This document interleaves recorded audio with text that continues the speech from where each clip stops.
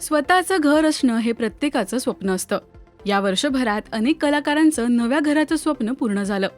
तसंच गेली अनेक वर्ष इंडस्ट्री गाजवत असलेल्या हर्षदा खानविलकर यांचं सुद्धा उशिरा का होईना पण मुंबईत हक्काचं घर झालं. यामागे त्यांच्या आईचा मोठा वाटा असल्याचं त्यांनी एका मुलाखतीत सांगितलं.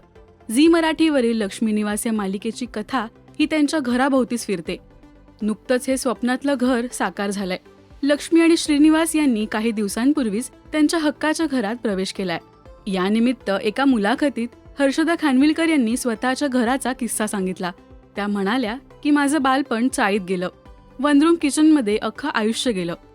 त्यानंतर 1 BHK घेतल्यावर म्हटलं बस. पुढे त्यांनी सांगितलं काही काळाने कोरोना आला. त्यावेळी महापालिकेचा नियम होता की वॉशरूम वेगळे असतील तरच तुम्ही त्या घरात राहू शकता. त्या काळामध्ये मला माझ्या आईला घेऊन हॉस्पिटलमध्ये राहावं लागलेलं, बहिणीला वेगळीकडे ठेवावं लागलं. त्यावेळीच मला समजलं की अशा प्रकारचं पॅन्डेमिक येत राहिलं तर आपल्याकडे मोठं घर असणं आवश्यक आहे. त्यानंतर माझं थोडं मोठं घर झालं. माझ्या आईसाठी ते फार महत्त्वाचं होतं. त्यावेळी ती खूप हळवी झाली होती. 2 महिने घराच्या बाहेर पाऊलही ठेवलं नव्हतं. तरीही तिला कोरोना डिटेक्ट झाला होता. मग ती घाबरलेली, कारण तिला वाटलेलं की आता आपल्याला हॉस्पिटलमध्येच राहावं लागणार आहे, कारण आपल्याकडे मोठं घर नाहीये. ते मोठं घर घेताना मला खूप कमी किमतीत लोन घ्यावा लागला, कारण माझ्या आईने पैसे साठवले होते. त्याआधी वर्षानुवर्ष माझं आणि माझ्या आईचं भांडण व्हायचं की मी जे पैसे देते त्याचं तू काय करतेस, ते जातात कुठे. त्यावेळी डाऊन पेमेंटसाठी माझ्या आईने मला पैसे दिले होते. आपण जे म्हणतो ना की गृहलक्ष्मी असते, तिला उगीच लक्ष्मी म्हणत नाहीत. माझ्या घरात ती लक्ष्मी आहे, म्हणून हे सगळं चाललंय. तारांगणला दिलेल्या मुलाखतीत हर्षदा यांनी ही आठवण सांगितली. हर्षदा खानविलकर यांच्या कामाबद्दल बोलायचं झालं तर सध्या त्या झी मराठीच्या लक्ष्मी निवास या मालिकेत काम करतायत.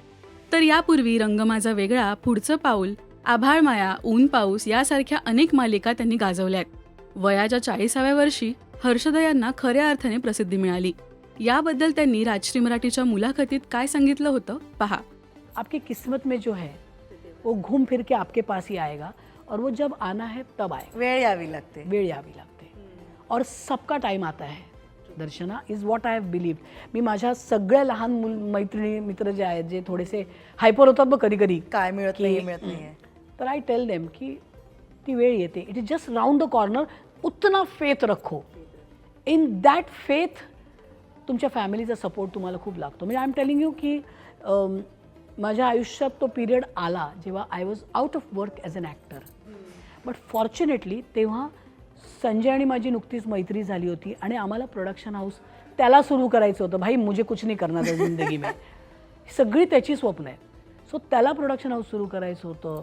मग मी म्हटलं हां चल करते. तर त्याचं स्वप्न कसं अनफोल्ड होते ते बघायला मी त्याच्याबरोबर जॉईन झाले.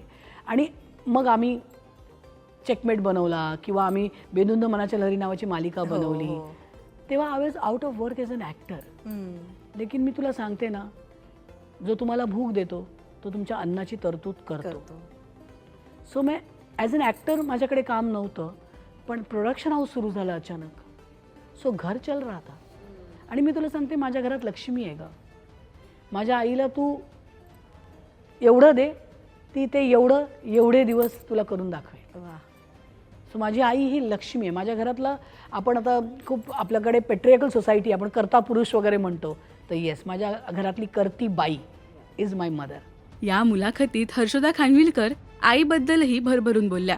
नेहमी सकारात्मक दृष्टिकोन असलेल्या हर्षदा म्हणूनच इंडस्ट्रीमधल्या सगळ्यांच्या आई आहेत. तुम्हाला हर्षदा यांची आजवरची आवडलेली भूमिका कोणती आहे हे आम्हाला कमेंट्समधून नक्की कळवा. मराठी मालिका विश्वातील बातम्या, अपडेट्स आणि गॉसिपसाठी सबस्क्राईब करा राजश्री मराठी शोबज.